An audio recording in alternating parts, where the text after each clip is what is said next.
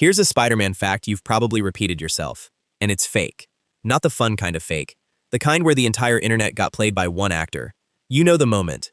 Iron Man 2, the Stark Expo attack, and a little boy in an Iron Man mask stands his ground against a drone.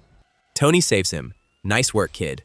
For over a decade, fans have insisted that boy is Peter Parker, and the evidence is really strong. Queen's location, a kid who loves Iron Man, an age that lines up perfectly. So people wanted it to be true, badly, and in 2017 they got their wish. Tom Holland told Huffington Post it was confirmed, Peter Parker, and he said Kevin Feige personally told him just 20 minutes earlier. That was it. Official. Every headline treated it as canon. Now here's what almost nobody tells you. Minutes after that interview, Holland admitted he made it up. Feige never confirmed anything. Holland threw it out there because he thought it'd make a good story, and it exploded before anyone checked. Think about how wild that is. A theory becomes fact, not because Marvel said so, but because one actor guessed on the spot. That's the difference between what's confirmed and what just feels true. And that's exactly what we're digging into. So let's stay on that. What you think you know versus what actually happened. Because here's a big one. You've been told a fan created Venom. That's half true, and the half that's wrong is the good part. Start with the number, because it's insane. $220. That's what Marvel paid for the idea that led to Venom. Early 80s, Marvel runs a contest for readers. A fan named Randy Schueller sends in a pitch to give Spider-Man a black stealth suit, red spider on the chest. Editor-in-chief Jim Shooter reads it and buys it on the spot. There's a physical letter. It's real. And that suit? It changes everything. The black costume becomes iconic. Then it turns alive. Then it becomes Venom. So the story writes itself. Fan creates Venom, gets paid pocket change, tragic genius. Except that's not what happened. Schueller created the suit, not the villain. Venom, the character everyone actually loves, the Jaws, the symbiote, Eddie Brock. That was David Michelinie and Todd McFarlane. Years down the line, Schueller handed Marvel the spark. They built the monster. So the real story isn't fan creates Venom. It's stranger than that. A random reader sold the seed of a billion-dollar villain for the price of a nice dinner, and never saw a cent of what it became. Here's a sentence that shouldn't be true. Leonardo DiCaprio was almost Spider-Man, not in some fan rumor, in a real, written movie, from one of the greatest directors of all time. And the reason it never happened is stranger than the movie itself. Rewind to the early 90s. James Cameron, the guy who made Terminator and later Titanic, wanted to make Spider-Man. He wrote a detailed treatment for it, and it survived, so we know exactly what it was. Short version? It was wild. Cameron's Spider-Man was rated R. Peter swore. He was rougher, meaner, more real. There's an actual scene of Peter and Mary Jane hooking up on the Brooklyn Bridge. And the climax was a battle on top of the Twin Towers. This was Spider-Man for grown-ups, and DiCaprio was the guy Cameron had his eye on to lead it.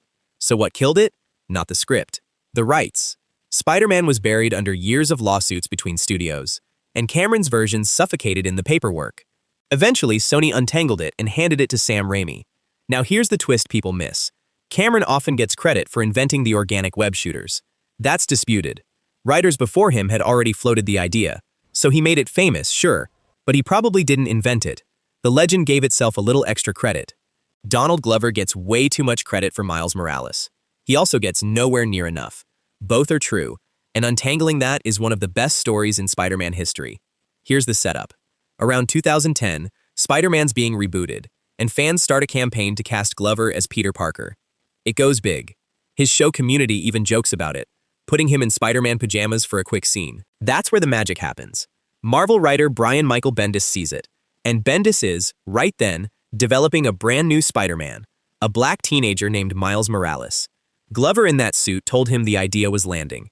Miles debuts in 2011, becomes a sensation, headlines Into the Spider-Verse, and wins an Oscar. So, here's the too much credit part. People say Glover created Miles. He didn't. Bendis and Sarah Pichelli were already deep into building the character. Glover confirmed him. He didn't invent him. But here's the not enough credit part.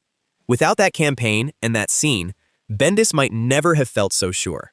Glover was the push at the perfect second. And the payoff is unreal, because he later lands a role in an actual Spider-Man movie, playing a character tied straight to Miles. So he didn't create the character, he inspired the confidence, and then walked right into the world he helped spark. If you're the kind of person who'd rather know the real story than the popular one, That's the whole channel. Consider subscribing. Back to it. Quick rule for surviving the internet. When an actor denies they're in a movie, that means nothing. Andrew Garfield proved exactly why. Rewind to the lead up to Spider-Man, No Way Home. Everyone suspects the past Spider-Men are sneaking back, including Garfield. And for months, he's cornered about it in interview after interview. His response?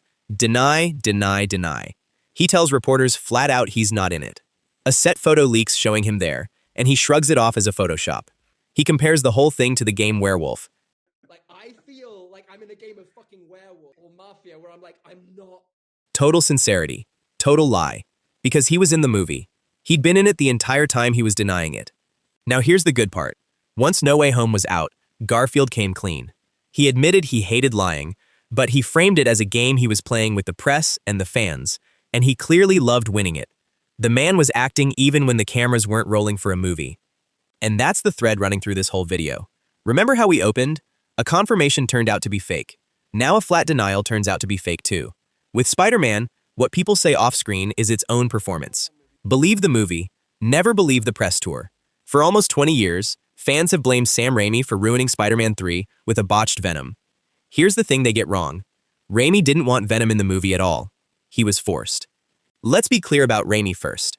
The guy made two of the best superhero films ever by focusing on characters he loved and understood. So when Spider-Man 3 came around, he had a plan, and it did not include Venom. He said it directly. Venom wasn't close to his heart. He didn't get the character, couldn't find the humanity in him, and only researched Venom because someone insisted he be in the film. That someone was producer Avi Arad. Arad pushed for Venom because fans wanted him, and the studio wanted the money that came with him. So the villain everyone blames Raimi for was actually the villain Raimi was overruled on. And here's the proof it's real. In 2006, a full year before the movie hit theaters, Raimi stood at Comic-Con and told fans Venom was in the film for them, not for him. He was publicly backing away from his own villain before a single ticket was sold. So next time someone says, Raimi fumbled Venom, you've got the real story. He didn't fumble him. He was handed a character he warned wouldn't work, and told to make it fit anyway. An actor announced he was playing Spider-Man's next villain. One day later, the entire movie was canceled.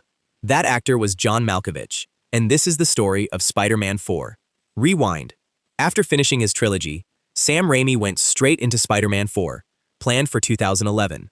The villain? The Vulture, and it got far enough that Malkovich openly confirmed he was cast in the role, only to watch Sony pull the plug a single day later.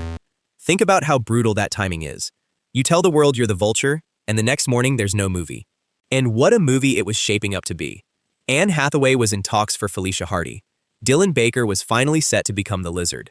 Bruce Campbell was getting a genuine role as Mysterio after years of cameos. This wasn't vague.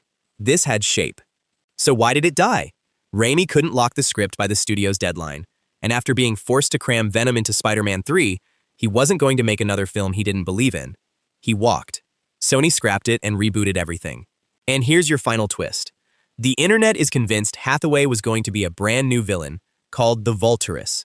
Wrong, and Raimi corrected it himself. She was going to be Black Cat. Even the movie that never was comes with a myth to bust. We started this video on a fake confirmation. Let's end it on the opposite. The most ridiculous sounding Spider-Man fact in existence, the one you'd swear someone made up, is completely, officially real, and it helped create Power Rangers. Here's the story. In 1978, Marvel joined forces with the Japanese studio Toei for a live-action Spider-Man show. Same costume, same web-slinging, but with one insane addition. This Spider-Man piloted a giant robot named Leopardon, summoning it to crush monsters as tall as buildings. Side note, there's a long-running rumor that the Leopardon suit got stolen mid-production. It's disputed. Some say theft. The more reliable account says it was just a budget cut. Either way, the robot stuck. Because that robot was the spark. It was such a hit with kids that Toei took the giant mech concept and poured it into their next series, which became Super Sentai. The giant robots became the trademark. And when an American studio later adapted that Sentai footage for Western TV, they called it Power Rangers. That world-famous Megazord traces straight down the line from a Spider-Man show. And here's the final blow. This goofy Japanese Spider-Man isn't a footnote. He is official Marvel canon. He has a real universe number, Earth 51778, and he's teamed up with every other Spider-Man in the Spider-Verse comics, giant robot and all. So after a whole video separating fact from fiction, remember this. Sometimes the fact that sounds the most fake is the truest one of all. That's 8. Every one of them real, everyone sourced. And a few of them are still worth arguing about, so I want to hear from you. First, if the only confirmation that the Iron Man 2 kid was Peter Parker came from an actor guessing, does it even count as canon? Second, that fan who sold the black suit for $220, did he earn a Venom credit, or did he genuinely only sell the suit? And third, after 20 years of blame, is it even fair to hold Spider-Man 3 against Sam Raimi at all? Drop your answer in the comments. I read them. And if you want the real story instead of the popular one, you know where to find it.